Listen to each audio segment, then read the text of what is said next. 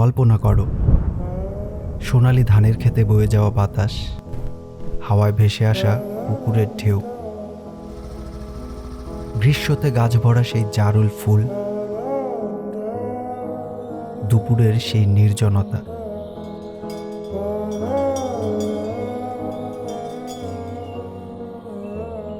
একান্ত সেই সময়, বিকেলের শীতল হাওয়ার স্পর্শ, আকাশে ভেসে আসা সেই টুকরো মেঘ। কল্পনা করতে হলো, তাই না?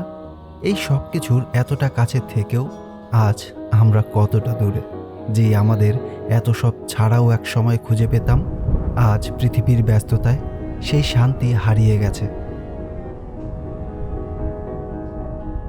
আজও পড়ন্ত বিকেলের আকাশে একাই দাঁড়িয়ে আছে সেই শিমুল গাছ, তবে হারিয়ে গেছি শুধু আমরা।